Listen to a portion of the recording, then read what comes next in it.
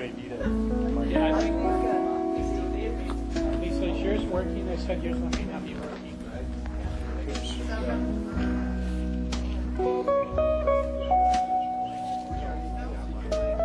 We got another one.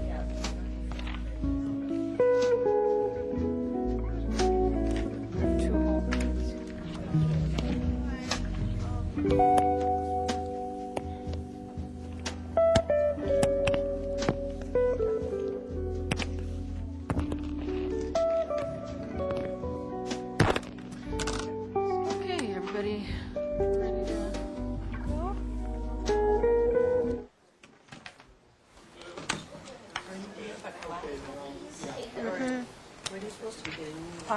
City College. I work at City College. In fact, Steve Wiley's wife is the head of the department where I work. She's in charge of the department at City College. English language.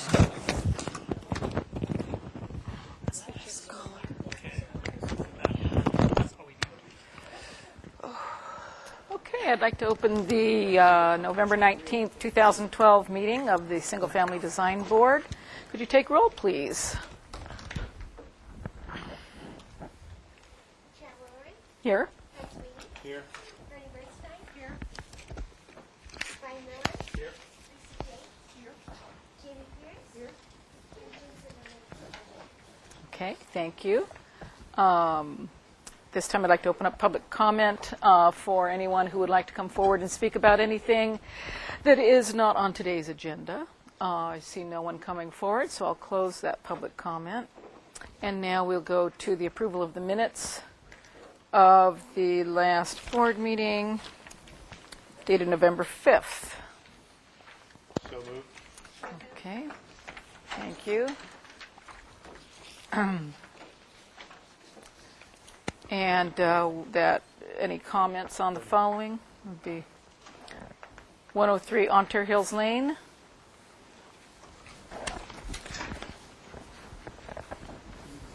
(856) Farello Place. 20 Camino Verde. 415 Allen Road.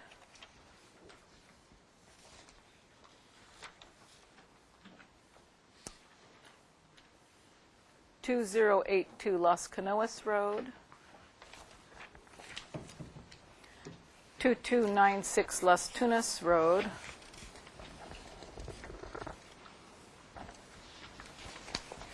And 920 Camino Viejo Road.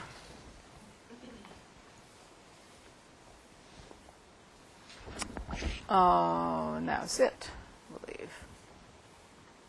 Correct? Yes. So, all in favor? Aye. All opposed? Okay.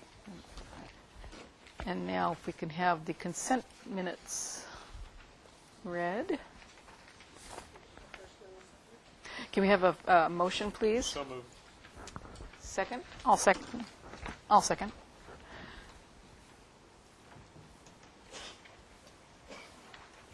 Thank you, Madam Chair. The consent agenda for Monday, November 12th, 2012. Item A, 734 Sea Ranch Drive was granted final approval as submitted. Item B, 464 Brosian Way was continued 2 weeks to consent with comments.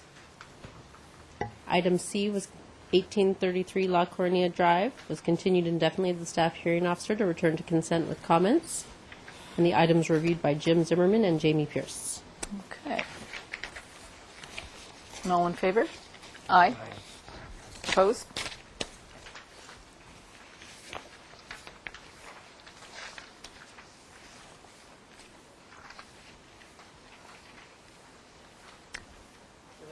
Oh, right. The consent calendar for November 19th. Thank you. Oh, yes. May I have a motion, please? Second.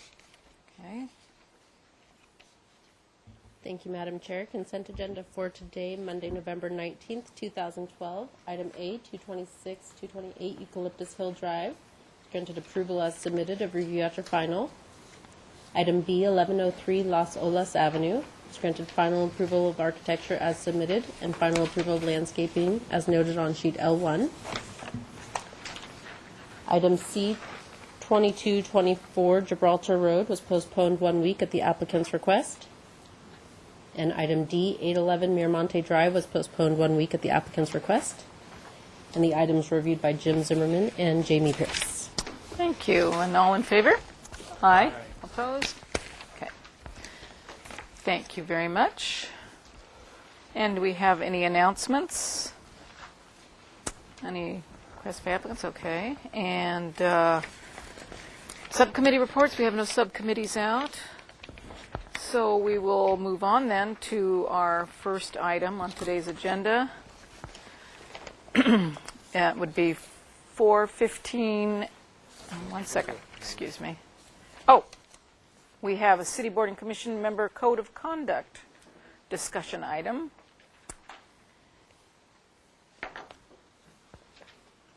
Welcome. Please introduce yourselves. I have to turn on. Good afternoon, Madam Chair. My name is Paul Casey. I'm the city's Assistant City Administrator / Community Development Director. And I'm here today to talk about code of conduct issues with Steve Wiley, who's our city attorney. And Steve's going to give the bulk of the presentation, but I just thought I would kick off by saying, why are we here? We're here because I think you're all aware that there was a little dust-up over the summer with regarding a project at the Architectural Board of Review having to do with Chick-fil-A and abstentions by members of the ABR. Got appealed to City Council, and Council had a really good conversation about code of conduct and ethics and abstentions and those sorts of issues for all of our boards and commissions, but even more so with the design review boards and the planning commission.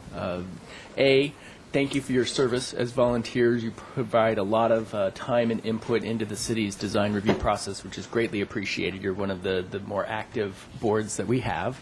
And B, your decisions are final oftentimes. Unless they're appealed to City Council, you really have authority implementing the design review guidelines for single-family design review. And so you play a very important role in our process. So we wanted to come and have a dialogue with you, and I always use that word precisely, a dialogue, in that we hope you ask questions and interrupt us and kind of delve into the issues a little more detail. Because when you talk about ethics and code of conduct, it's not real black and white. We're never going to create a document that's going to foresee every circumstance that might come down the pike and all the facts and tell you ahead of time how to be dealing with them. There's a lot of judgment involved, and so we wanted to have this dialogue with you, and Council asked us to come and have this dialogue with you, just so we're all more sensitive and more aware about the issues that confront us on these types of bodies and these types of issues. So with that, I'd like to turn it over to Mr. Wiley, and again, please interrupt and ask questions if you have them. Thanks, Paul. You know, one of the reasons we're starting with the design review boards is, I think Paul mentioned it, the city design review boards are really some of the more substantive boards in terms of a property owner, an applicant, the amount of time and money and effort involved in going through the city design review process is as you know, it's very considerable, and your decisions as a design review board are very important to property owners, to applicants, and to the neighbors and to the community. And so we tend to see most of the questions coming up in connection with the design review board. And I think at the same time, if there's a place where we really want to get this right, if we really want to have a fair process and above board process, it's at the design review boards. Now, Paul and I are not going to stop there. We're going to eventually go on to talk to, say, the City Fire and Police Commission, which would decide some pretty important issues under the municipal code with respect to business permits, things like that. We'll probably talk to Harbor Commission, Creeks Committee, things like that, Airport Commission, that decide some pretty substantive issue, as opposed to, say, maybe the library board that's really more type of an advisory board, things like that. I passed out some documents, and the second document in is actually a pretty good comprehensive publication put out by a group called the Institute for Local Government. And they are a California nonprofit that is, as I understand it, an offshoot of the League of Cities. And they're former staff members at the League of Cities, former attorneys that have volunteered with the league. And about 10 or 12 years ago, they saw a real need to have this nonprofit, to have this effort to really develop documents with respect to public ethics and public awareness of the having a fair public process, and that that might be the Brown Act in terms of open meeting laws or the Public Records Act, but in particular they do a great job, in my opinion, in putting out some documents that really raise these fairness issues and what a lot of people tend to call conflicts of interest issues. And I have to say that in my experience, to the extent people think about conflicts of interest, they tend to think about a legal conflict of interest. They tend to think, oh, isn't this all in state law somewhere or some state regulations? And, I check with an attorney and the attorney tells me the answer. But that's really not true. The concept of a legal conflict of interest is actually something that's under the Political Reform Act of 1974. And I think you're probably basically familiar with the requirements of the Political Reform Act. And they have to do only when you have a potential financial interest in your decision. If you're sitting on that side of the table and you realize, gee, this decision could impact me financially. Maybe it's a former client, and maybe it's someone you've had a working relationship, and you realize, that if they get this approval or if they get this job, they may be consulting with me. Or it may be someone you've had business dealings with. Or it could be something as simple and as straightforward as an application that's within, say, 500 feet of your home, and you realize, and the state law sort of presumes, in this case, that something close to your home could impact the value of your home, either negatively or positively, and it could be as little as $1 impact, and you're disqualified. But that's the narrow concept of a legal conflict of interest, and really what we're here to talk about today is the larger concept of what people call conflicts of interest, and that's where you may have divided loyalties. You may be biased either for or against an application, and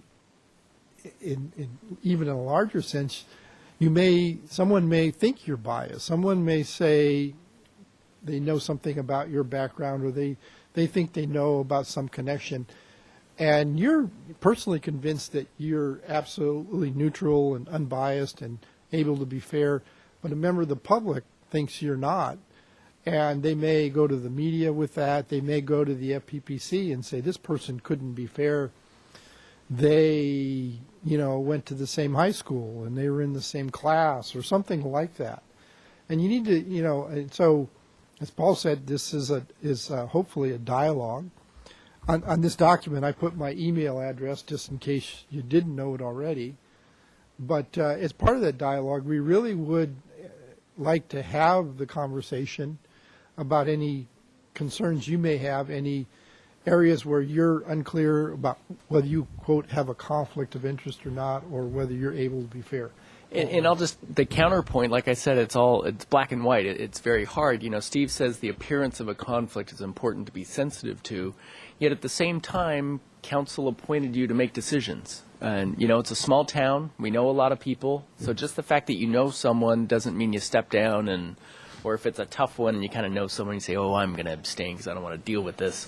And council was pretty clear that, no, we appoint you, and hopefully when you sign up to serve on a board, you're doing it with the ability to look at a plan for its purposes of whether it meets the design guidelines and the purposes of what you're sitting here on your design review board to do, and that you're not going to let your personal bias kind of come into the factor. So it's a balancing act of the appearance of a conflict, but at the same time being able to be neutral and being able to evaluate a project on its merits and not be biased in that regard.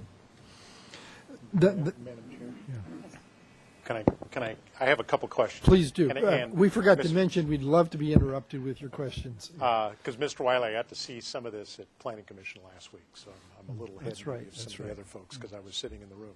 But a couple of questions. One has to do with your role as a citizen. In my particular case, I'm actually on the board of our neighborhood association, okay? And it's very clear in the rules about houses within, I think it's 300 feet of where I live, I'm disqualified. But obviously, my neighborhood is much bigger than that. So in general, the mission of our neighborhood association, like many other neighborhood associations in the community, is to preserve the neighborhood. In essence, that's its main mission. So from time to time, we will get a review of some residents within my neighborhood. And to this point, I haven't abstained or disqualified, mainly because in most cases, in fact, almost all cases in the year plus that I've been on this board, we as board members generally don't see or even know about these projects until the Thursday before the meeting when the agenda is posted. And some of us will go out and actually look at the site. But we actually don't ever see the plans ahead of time. We don't see them until the 15 or 20 minutes that we have to review them sitting at this table. So in that sense, am I out of line by saying I can review that residence even though it's in my neighborhood? And the answer is it depends. But, it's a good question. You mentioned the 300 feet, and when it's clear or appears to be clear that you have a conflict.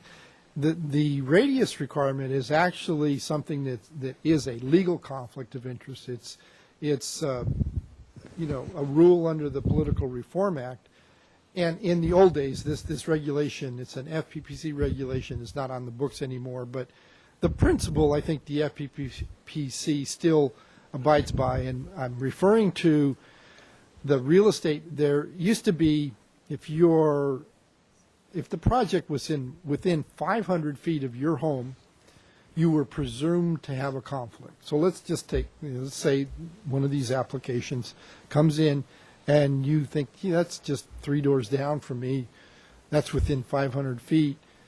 The FPPC would presume that to be a conflict, and you should probably abstain. And that's true even if it's a minor, let's say they're adding a trellis or a deck in the backyard and you'd never see it, I'm out of here. And we'll talk maybe a bit about the proper way when you're disqualified to step down. But that's within 500 feet. And then the old rule was if it's between 500 and 1,000 feet, there's no presumption either way. It depends on the circumstances of the application. And that's where if it was a deck and it was 750 feet away from your home and it was a backyard deck, most FPPC staff people would say, yeah, that's fine. A deck in some guy's backyard is not going to impact your property values.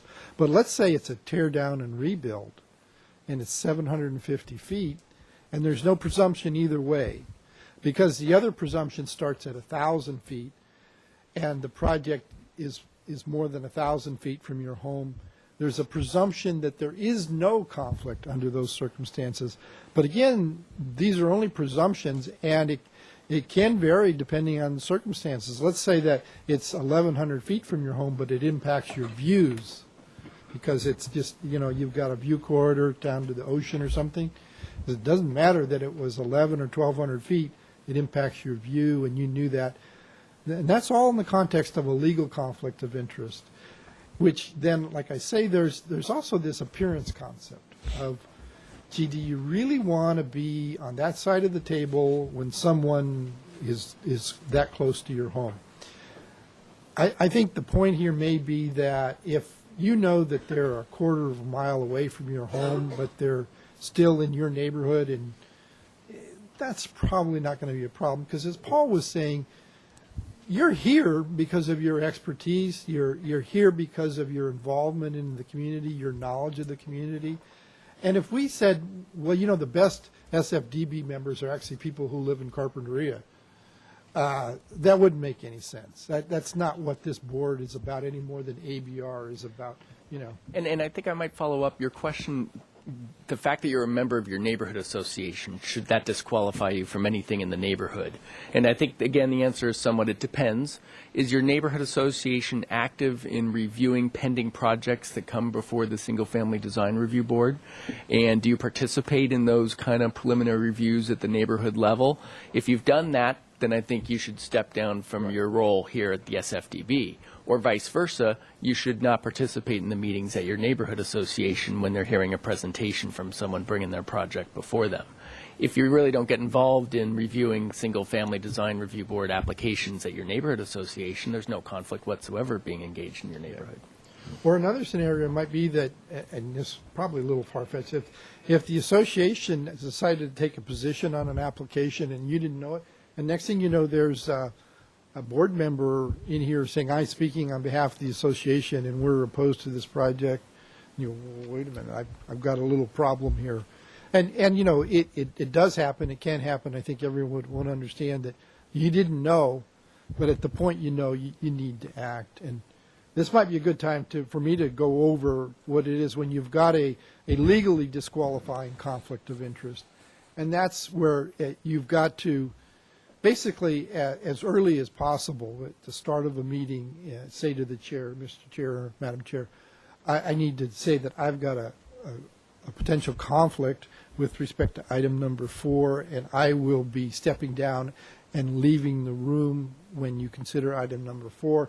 And the reason has to do, and here the law requires you to give a simple statement of what the potential conflict is. And let's say and the reason is it's this application is fairly close to my home, or the reason is this applicant and I have done business in the past, and we may do business together in the future.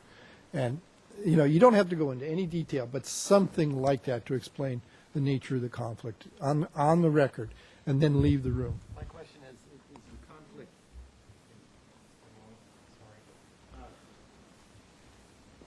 is the conflict primarily centered or sourced from financial conflict? What if someone came before you that you had a huge fight over, you know, and don't like them? Right. Would that constitute as a conflict? Yeah, and that's really what we're here to talk about today, because the legal conflicts of interest, where you have a financial interest or could have a financial interest, are just a small subset of the larger concept of a conflict of interest. You know, it might be someone you've had personal disagreements with. It might be someone whose politics just are well known, and you just have a problem with their politics, and in fact you're known to be on the other side of the aisle with respect to their politics. And there's no law on that. That's just this fairness concept, and frankly, kind of what we're saying is you just kind of need to use common sense on that one, keeping in mind that you don't want to see yourself in a position where somebody accuses you of a conflict because you didn't step down. And you know, let's say that in your scenario, somebody that you've had a disagreement with, and then you participate, and they don't like what you say. Later on, they say, "Oh, he should have stepped down," and this. You don't want to put yourself in that position. You don't want to put the SFDB in that position, or the city. But again, I'll balance that by council hoping that you're able to come to the SFDB in a neutral manner and be able to review projects, and not just because you might have political differences with someone, that you're able to set that aside. I think if it gets to the extreme level where you just know this is such an emotional issue for you that you just can't deal with this person in an objective manner, then you should step down. But I think council is hoping that people can come to their role as volunteers with an ability to act. Right. But I'm taking Brian's example. Say politically, the fellow on the other side of the table likes brown donuts and you like glazed donuts. Okay, that's the political issue. But you state right up front, look, I recognized he likes brown, I like glazed. We're in disagreement, but we're here today to look at the physical application of the building beforehand, and I, as a member of this board, feel comfortable that I'm willing to just look at the physical attributes of the project in front of us. And you make that statement up front, right at the beginning. Then does the other fellow on the other side of the table have a right to go back to the chair and say, Madam Chair, I recognize that the member stated he and I are differences. I'm very uncomfortable with him staying on the board. At that point, should you step down, or how does? And again, it kind of depends on the facts. I mean, I would hope that as a community we can like brown donuts and glazed donuts and be able to get along. But if you've been debating brown donuts and glazed donuts, I forget if that's the right analogy. And you've had emotional public disagreements and letters to the editor and have raised money in opposition towards their effort or something that I think takes it to a different level, then I think you should be concerned. But again, I don't want to overreact and say just because you don't like the cut of someone's haircut that you should abstain, and then pretty much we get 2 members on every item because everyone has some reason to abstain at some point. And so it's a gray area, which is why I say, and if it's just a fact that you have to have different political opinions about an issue, so what? We got to be able to act as, adults and be able to put that aside, as you say. But if it is such an issue that you can't possibly put that aside and it's going to impact your decision, then I think you do have to consider stepping down. And when the Chick-fil-A thing came up, both Paul and I were trying to be pretty clear that, no one is saying necessarily that it was the wrong decision or a bad decision to say, I'm going to abstain because I don't feel I could be fair because of what I know about this person's views.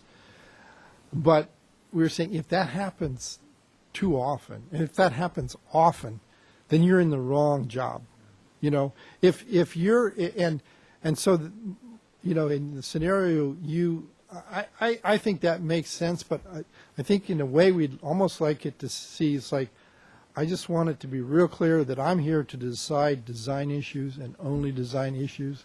And who the applicant is and where they're coming from has nothing to do with anything that is properly considered here, because the only proper considerations in this room are design considerations or home design considerations in this case. So, yeah. But it's a good lead into abstentions there. And one of the documents that I provided is an ILG publication deciding when not to participate in an agency decision, abstention, and disqualifications.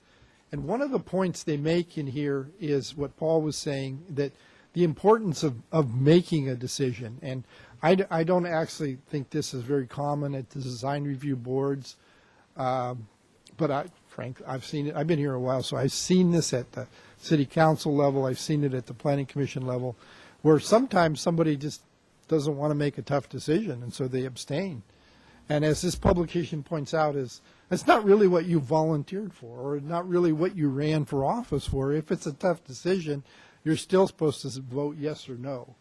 You're still, in a case of the design board, you're still supposed to provide your input.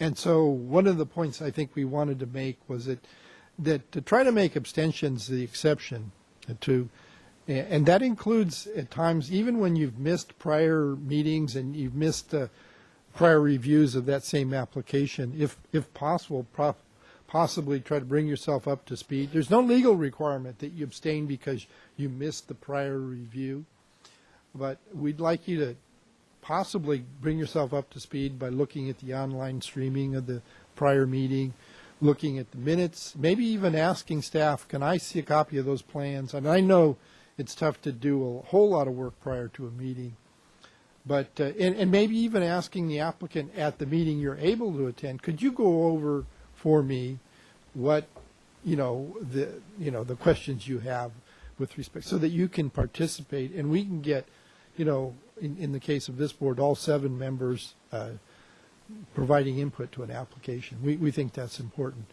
At the same time, we are asking that you consider the situation where it may appear to be unfair if you're having an application do a 180 or even a 90-degree turn from the prior direction, to really consider that situation pretty seriously, and hopefully all the direction is fairly consistent. Maybe a 10-degree or 15-degree turn is appropriate if you're following the gist of what I'm trying to say. But I'd like to switch now to go to the design professional side of the house. Sure. Because most of us sitting here are design professionals and we're all in the business. And it's kind of a follow-up to our planning commissioner architect's question at the planning commission last week. The issue of working with staff, because perceptions can be made all over the place. And traditionally, one of the reasons a client hires you, particularly in Santa Barbara, where we have a process we have to go through, is the client needs help getting through that process. And so in many ways, you as an architect or an engineer, landscape architect, you're acting on behalf of your client to advocate the best possible position to getting whatever the project is approved. And in general, my experience over the years is when you work with staff, a lot of times everything doesn't come perfect, and you'll go down to the counter or you'll call on the phone or whatever and say, hey, look, I think you forgot that sheet of paper, or you didn't realize that the project had X, Y, and Z in it. Okay? So you're advocating on behalf of your client. Now, in the circumstances that I understand it, what you explained at Planning Commission is when we actually get that project lands on this table, then we as the design professional have to stand down and are not allowed to participate in actively pursuing that in front of this board. We can be available for questions, but short of that, we're to stand down. But in relationship to that action, prior to that, you've had a lot of interface with staff because you're processing this project. You've made an application. You may have had a pre-application meeting with a staff planner. There may have been some conflicts along the way getting to the point where you're actually presenting, where you've had to work that out with staff, et cetera. And say there's an opposing neighbor. Well, let's just use a home as an example. There's an opposing neighbor that knows that you are sitting on this board, but you're also advocating for this particular client. Their perception is, oh, you get special privileges because you've been able to talk with staff and worm your way around the issues we don't like. Mm-hmm. So how do you, I think what the planning commissioner was asking is how do we get, is there a way around that or a way through that so that you can still practice your profession, act on behalf of your client, but at the same time, when it gets to the public hearing side of it, be, not in the process? How does that work? Well, there is a way to work through it, I think, but it's an imperfect way, and what I'm hearing is that most design professionals do not like the answer. And I got to tell you that I keep hearing back when I give this advice that people think this is me and it's my rule and I'm making it. It's not. This is state law, and it's the Political Reform Act with the FPPC regulations about design professionals and design review boards. And so what I say, it'd be nice if I could say, don't worry about it or it's not a problem, but you do need to worry about it, and it is a problem. And it's complicated, and especially so in a town the size of Santa Barbara, and especially so, I think, for the SFDB. By that I mean, design review's been around a lot of years, but as far as I know, Santa Barbara was one of the earliest cities to have extensive design review. Some cities, I think maybe Bel Air and some Northern California cities, Rancho Palos Verdes, have had design review maybe nearly as long as Santa Barbara, but not longer. And the Political Reform Act and these conflict rules don't integrate well at all, and they don't integrate well in a community the size of Santa Barbara, where we don't have the luxury of having an architect sit on our board that actually practices 30 miles away or something like that, like you might have in the LA area. But if you have a conflict of interest representing a client before your own board, and that's not just at the hearing and not just in this room, you cannot advocate for that client to the staff of your board. And advocacy is a judgment call, and advocacy is a tough one because a lot of things, particularly from when it's viewed by a neighbor who doesn't see it the same way and may accuse you of impropriety, will see just about everything as advocacy. So there are two exceptions under FPPC regulations that deal with this context specifically, design professionals and their own design boards. They can answer questions with respect to technical documents, the plans, basically, whether, you know. So, but think about it, answering questions is, when, let's say a staff member calls you or emails you and says I have the right set of civil drawings, the drawings dated May 2012, you know, you can respond to that. You're just answering questions about, or even maybe something more detailed. But to be in a meeting where you're actually trying to get maybe a problem, an interpretation problem about a setback or the grading or something like that, that's going to be a problem. And so again, I want to stress that you just can't advocate for a client with respect to an application that's going before your own board. Now, and then that breaks out into two scenarios. There's the sole proprietor and the non-sole proprietor. What do you do if somebody walks in the door and says, I want you to design a home for me, and it's in the city, and you know it's got to go to the SFDB, and you're on the SFDB, say, well, you know, I'd love to do that, but my partner's going to have to be your architect, or my employee's going to have to be your architect, and they're going to have to handle it on their own. That's the non-sole proprietor. Let's say it's a partner.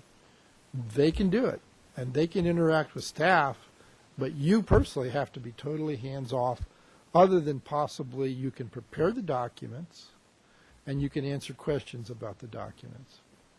The sole proprietor gets even tougher because they don't have anybody else that they can, in the office, that say, can you handle this, and I'll handle one of yours the next time it happens to you. And what they've got to do is they would essentially have to tell their client, I can prepare the drawings and I can answer questions about the drawings, but I can't present them to, I can't advocate for you to the staff, and it's tough for me to be in the meetings with staff, and I cannot be sitting on the other side of the table presenting to the SFDB for you. I could be in the room and answer questions. And as I say, this is tough for the SFDB because typically your applicants don't have a team of people who can do the presenting for them, like you might find for a commercial project at ABR.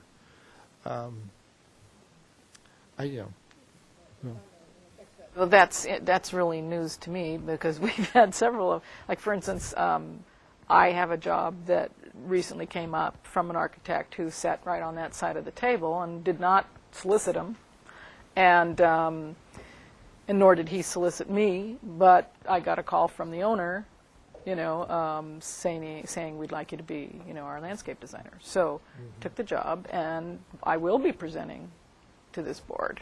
So are we not supposed to do that? If you're a sole practitioner. I am. Really, I'll be honest, Clay Orell got reported to the FPPC by a neighbor. And the neighbor, before she did this, she filed a public records request with the city saying, on all emails between Mr. Orell and city planners, it's all public record under state law. We have 10 days to turn it over. It got turned over, and there's a record of Clay Orell lobbying city staff on behalf of a project. She takes it to the FPPC, and they say, what are you going to do about this? This is a apparent violation of the law. He had to settle with paying a fine. Eesh. So you can't present to your own board if you're a sole proprietor. You, as I say, you can answer questions.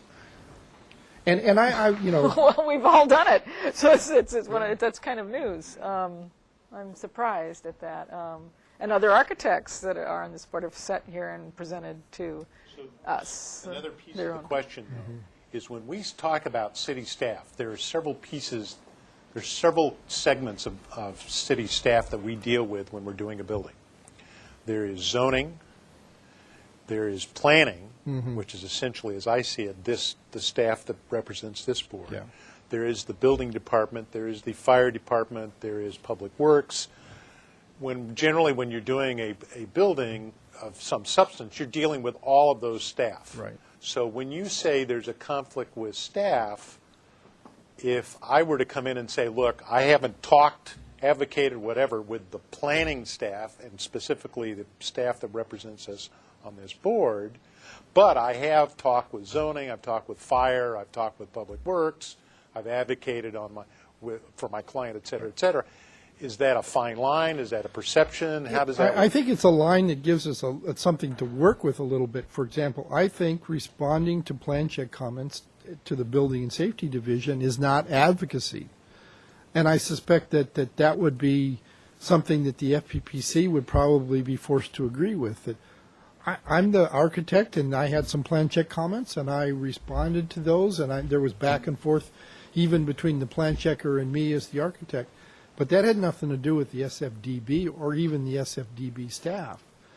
And I think the same is clearly even more true, say, with fire or with respect to fire staff or public works staff. The planners, I think then it gets a bit gray. And Paul and I have talked about possibly there's some way we can explain who the planning staff, the design review staff is, that when you're conflicted off because you're a member of that board, that you really should not be contacting them on behalf of an applicant. It's interesting to hear you guys talk, and I think for me, being on this board, the thing that you're struggling with, what we're all struggling with, is that this is a very subjective topic, architectural styles, and we get very emotional about it. I get emotional about it. Denise gets emotional about it, and there's a certain style that I really like, and so which is kind of amusing. And in Clay's particular case, I think what happened was that the particular style he was promoting made this person very angry, and she was out for blood. So it was more of an emotional reaction. I do recall going down the street where this architect built this house and painted it black in this bungalow. And every time I go by it, I get very angry. It's like, how did he get away with that? So you can see how I can understand where this is coming from. So there's like really not a straight, you can't really give us a black and white answer to, it's almost like it's complicated because you are dealing with emotions. And I think the point here is that you're on thin ice handling an application before your own board. And it's probably best to avoid that thin ice. Yeah. And unless you just totally stay in the background, and whether it's an applicant or the landscape if you're an architect, the landscape architect who's not on the board is comfortable being the presenter, or, the general contractor even, can be the presenter, and you're back there to answer questions. And I know that's not a great answer for any of you. And I give Bernie credit for this. Is one thing she continually says, and we espouse, is to contact your neighbors. Be in communication with your neighbors, Mm-hmm. Yeah. Steve, may I just say something that I think part of the conflict that gets created is because council has appointed 5 of the 7 that are sole proprietors on this board. So without, changing the policy officially, and I believe that's our direction, to go back to council and propose that this be the official city policy with respect to sole proprietors and how they make presentations? No. But, I mean, when you say that, Jaime, it sounds like this is our rule. These are state rules. Well, what's confusing is that we have allowed them what to constitutes advocacy. Right. The state does not define what constitutes advocacy because, for one thing, they're not going to define it in a way that we like, because they err on the side of we don't even want any of this happening, and they don't particularly care that in a community like Santa Barbara, you'll have a hard time finding volunteers if you're too strict about this. So what Jaime's referring to is essentially our idea that you're probably okay if you stay in the background, you're not a presenter, and if you're responsive instead of whatever the opposite of that is, proactive. Instead of contacting staff, you respond to things and you say, just to answer your questions. Because that's not advocacy, just responding to questions. And that's the policy that we may just explain that in writing, and that doesn't, doesn't mean it's going to solve the problem.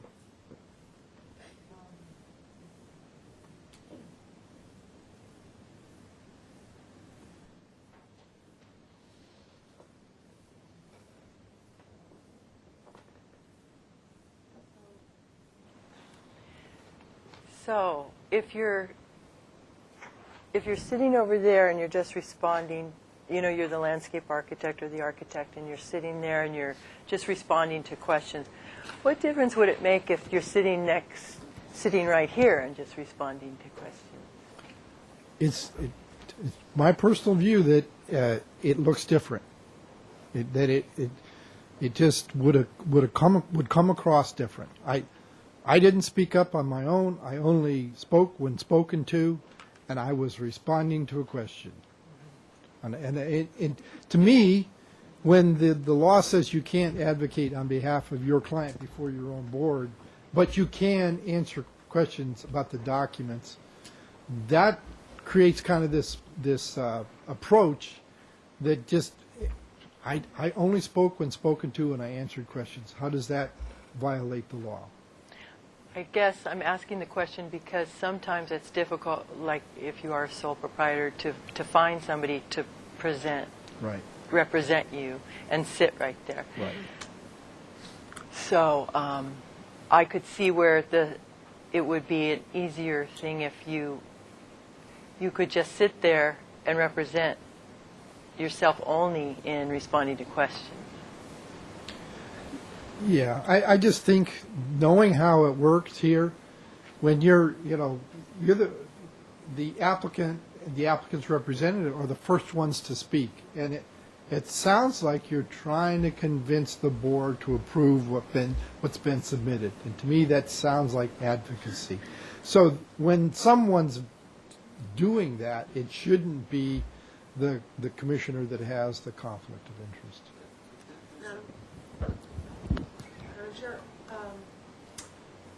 Would it be acceptable to present a written statement if you want a sole proprietor that gets read by someone on the board?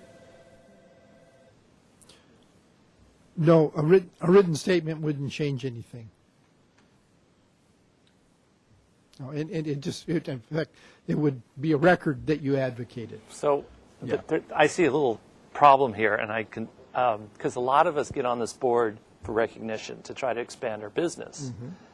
But now, kind of like, it almost becomes a liability because, number one, I'm volunteering my time, and I'm also putting my professional business in jeopardy because now I cannot, because it may mean that a lot of my work I'll not be able to accept or represent because it'll have to go before this board. While you're on the board. And I know, just to be clear, once you're not on the board anymore, you don't have a conflict of interest, you don't have a potential conflict of interest. Or you don't have a conflict of interest if you're on this board and you're representing someone in front of the ABR or the HLC or the Planning Commission or the City Council. Or it's only your own board that you sit on. One of the things that I think is a challenge for all of us on this board is that probably in some ways different than the other design review boards, we're dealing with very personal issues here. And in fact, we've all experienced probably being neighborhood arbiters of differences that have nothing to do with the design that's in front of us. We have neighbors that don't like each other because the dog's colors are different or whatever. And so, as Brian pointed out, we get mixed into issues of emotions rather than the facts sitting in front of us, even though a lot of what we're dealing with is very subjective. We're looking at a house that is a silver flying wing, and the neighbors don't want a silver flying wing in their neighborhood. But it turns out they don't like that neighbor not because of the silver wing. They don't like that neighbor because the neighbor, the perception is he beats his wife or something. I don't know. And so we're dealing with, I think, in a much bigger way, we're susceptible to what Mr. Wiley is talking about because of the emotional aspect of what we're challenged with when we're looking at these single-family homes. So I think that's probably the biggest thing we have to worry about, because, as I think, Brian, you pointed out, regardless of how careful we are in doing our work here at this table, the perception is sitting out in that audience that says, you guys cheated. I mean, I guess it almost goes to one thought is that if we're supposed to be, we're supposed to be of sound mind to take some of these issues on and not take them personally. And at least in most cases, 97% of the cases, it seems like we should be able to do that with each other. If Denise has a job and she's sitting on the other side, because I like Denise, it doesn't mean that I'm not going to make a suggestion to her like I would anybody else. So to me, this just, in most small towns where you're really striving to get people to donate their time, this is just really a difficult situation. Yeah. No, I understand that, but I have to tell you, I do hear a lot of people on the outside talking about this insider deal, and I don't believe it's true, but we don't want them saying that. And the Clay Orell situation was that accusation. He stepped down during the meeting, but he had that application on the inside track because it was his own board. And that was, of course, a single-family home, and it just predated the SFDB. This is your second time here. Some of our members are new, but we've been thinking about this for a long time. And so what is our report card? Can you give us the feedback that you're getting? Have people complained about what they see here?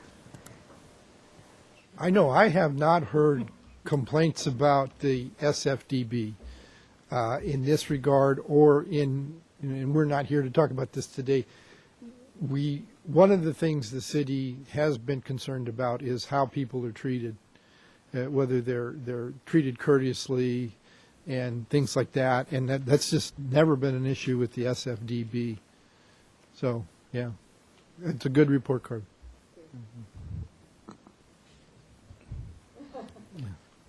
Madam Chair, I just would also offer, staff was asked, how could we solve this issue? And one of the ideas that we've raised and hasn't been finalized is the idea that if a sitting board member does want to make a presentation, that the chair would announce that they have the right to make that presentation but not advocate, and that you would make that presentation knowing that you'd have limits on the position that you could take, but maybe you could have the property owner there answering those type of questions on design changes. And you're there again to make the presentation, explain the project, but not to advocate. And that's the fine line that we're trying to prevent. And I think Mr. Wiley's saying sometimes by doing it alone, you invariably have to pass that line threshold. So we're looking at creative ways to try to still allow for it to try to avoid this conflict. So that'll be part of the discussion.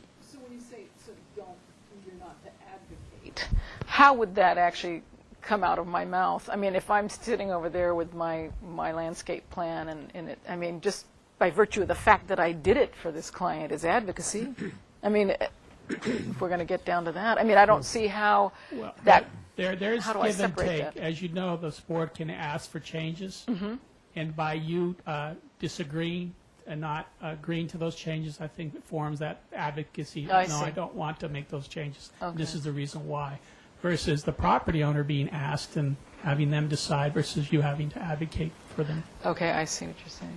I don't know if there's other examples of that, but Yeah, no, that was the one that Is that- really, when the back and forth, and when somebody says, well, can you do this? And he says, well, that would be really expensive. And I think that constitutes advocacy. I see. Okay. All right. So just basically, like you said, you present just facts like this is the plan, and then sit back and shut up? As Jaime said, we're trying to decide whether we talk about some sort of disclaimer that gets read.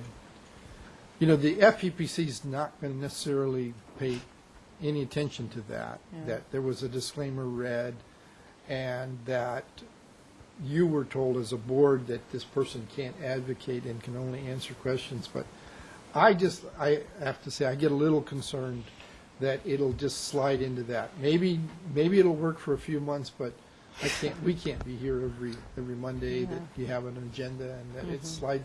People forget, boards change, you know, and so that's why I'm concerned about that. I see. Thank you. So just to reiterate, what can you tell our wonderful architects to make them not be scared off by some of this stuff? Former SFDB members don't have a problem. That's the only thing I can think of. No, I'm not suggesting that. When someone at ABR said, "Can a design professional who's a friend, not necessarily you're a sole proprietor, so they don't work for you, they're not your partner, but can a friend fill in for you and make the presentation?" And the answer is yes. But remember, it's not just about the presentation. The friend's got to be there to make the phone calls that are the advocacy phone calls, or the meetings that you want to have with the planning staff or the staff of the board. And sometimes you trade services with a friend sometime, like that. So, Tell you no, why. we know. We're volunteering. I have to take time away from work to be here. Yeah. So it's actually costing me money to be here. Right. And now you say, even if I did have a project, I can't even present it because I'm on this board. It's a serious problem here. You know, and this rule came in the FPPC put the regulation out in the 1980s, and Santa Barbara was the city, in the Santa Barbara City Attorney's Office, that the one that said, "You realize what this is going to do to us?" And it caused them at least to consider the sole proprietor exemption. But it's a very narrow exemption, and it's like it allows you to prepare the documents, but not to advocate for those documents. So.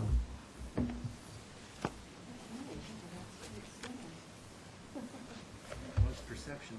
Yeah. Perception. Okay. Well, very informative.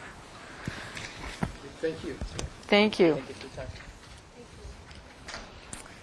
Okay, well then we shall move to our first project on the agenda. That would be 415 Allen Road. It's a project design review. This was last reviewed on August 27th, 2012. So we will have some notes. Excuse me. Hello. Would you like to introduce yourselves, please? Christine Prone, architect for the project. Wonderful. And I'm Andy Siebold, the owner of the property. Welcome.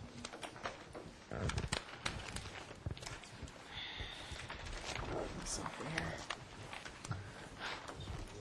So, Madam Chair, do you want me to? Yes, would you like to read the last minutes? Actions of August 27th.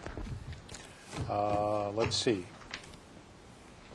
We had a motion continued indefinitely to the staff hearing officer to return to the full board with the following comments. 1, the board appreciates the general direction of the design as appropriate for proposed project. 2, the board finds the proposed zoning modification is aesthetically appropriate and does not pose consistency issues with the single-family design, residence design guidelines. And 3, study and clearly document all existing and proposed new fence and wall heights, locations, and material details on the plans. Action moved and seconded by Sweeney, approved, seconded by Pierce, 6-0 motion. Thank you. Okay, and presentation. Madam Chair, board members. So we went on to the staff hearing officer and did receive the modification. So we are now here before you to get, actually we hope to go ahead and get final. The drawings are prepared for final approval if the board deems fit. So no changes to the structure. We did, one small change is this had a 3-foot addition in the garage that we decided to eliminate. It just didn't make economic sense. So it still appears identical the same. We also looked at the sun exposure a bit more closely and got more and more concerned with this rear door. So did add a trellis element over the back, which I think actually improves that facade as well, and a little bit of a roofette over the new entrance door. So what that looks like now is here you can see the new trellis, and that's going over to that patio wall, giving them kind of a nice covered patio and some sun protection, and then a little bit of a roof here with a little knee kick brace for the new door that just ties into this existing roof form. And other than that, the drawings remain the same. Yeah, that's it. So I have details here with, as we showed before, we'll be doing some stone, doing a Napa Valley cast stone product for a header, which you see here detailed going past the jam edge and wrapping into the window. And then there's also a sill, and then just a bulldoze jam.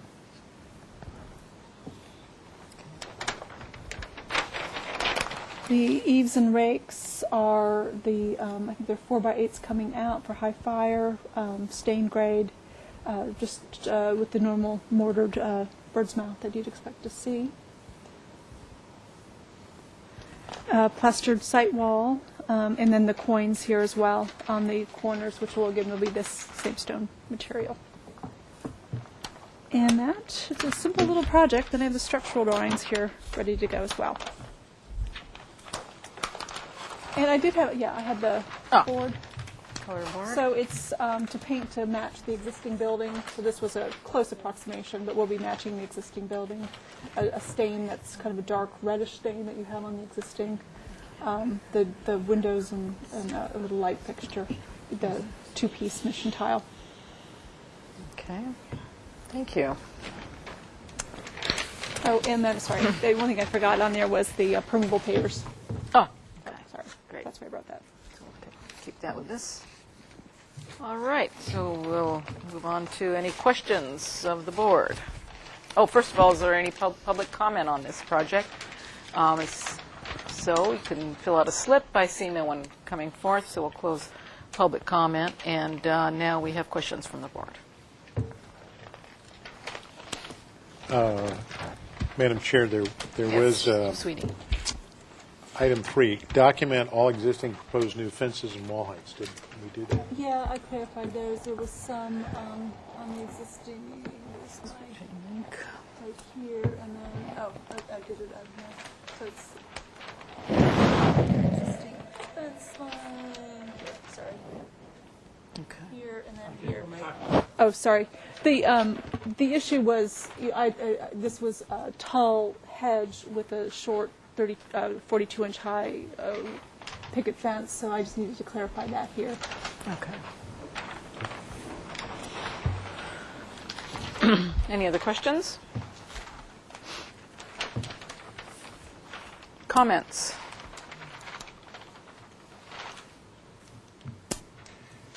Madam Chair, for the purposes of discussion, I would move for final approval and design approval. I think that's what we're asking for. Project design. Project design approval. And final. And final. I'll second that. Okay. I can support the project. Okay. Anyone else have any commentary? Okay, so we've got a first and a second on that, and and we find the NPO findings, and Mr. Sweeney. So it's consistent in appearance with the neighborhood. It has compatibility with design materials, quality architectural materials, and the landscaping is not extremely affected, both with on the site and within the neighborhood, and meets the essence of our neighborhood design guidelines. Okay, and all in favor? Aye. Aye. Opposed? Sorry, Madam Chair, board Yes, sir. members, I just wanted to mention one thing thing on the project in regards to the staff hearing officer condition of approval, and that was just mostly to inform the applicant that you are required to complete a zoning compliance declaration before submitting to the building department, before a building permit is issued. Okay, thank you.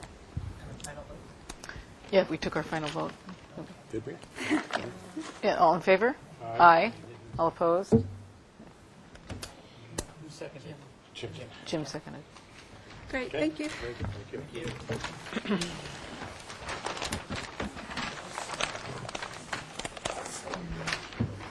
And then this can go back with these two. Oops, this two. Back to.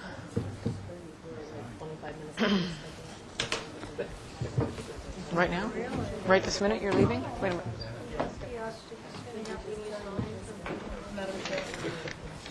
Madam Chair, this was a noticed item, so we should take a recess and not review the project any more than 15 minutes early. Okay, thank you. So we will recess for 15 minutes. Mic's off. Mike's on.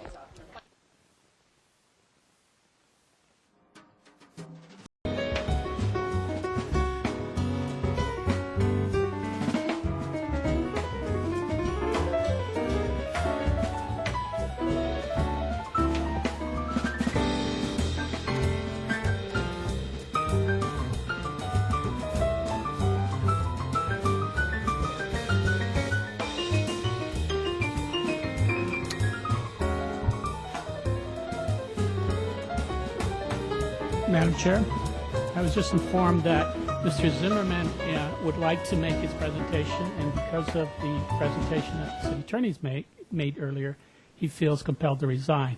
What I think is necessary for Mr. Zimmerman to do officially is to resign to the city clerk's office if he so chooses to.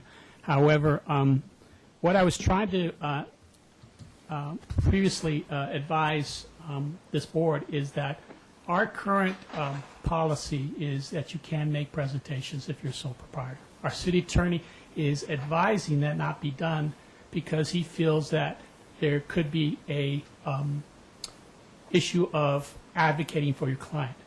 So with that warning, I think you could still make that presentation with the caveat that you're just making the presentation.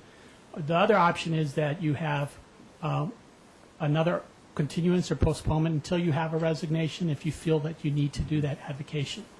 That's your choice. But as I said to you previously, this council will consider this policy, whether they want to tighten it up and make it more restrictive. That, I believe, is what Mr. Wiley is recommending. And so you have to take his recommendation and consider the consequences of if whether somebody could accuse you of advocation as part of your presentation. That's the only advice I can give you at this time. Madam Chair?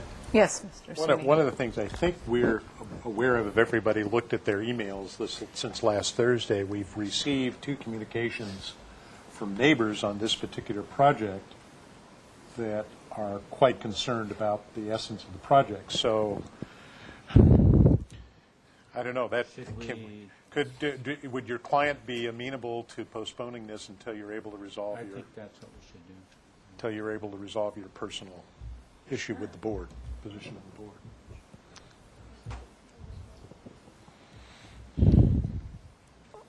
I'm sorry, what are you asking? I was just wondering if Bernie, would you speak? Yeah.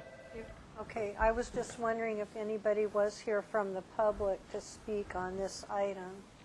As we're talking about 1330 San Julian Place? I'm the interested neighbor. Okay. All right. So we do have people here. So I think, well, Would you like to continue the I'd item? like to continue it. Okay, and then you can decide whether you want to pursue it Fine. as a former member or make it only presentation only. You probably should discuss it with your client also.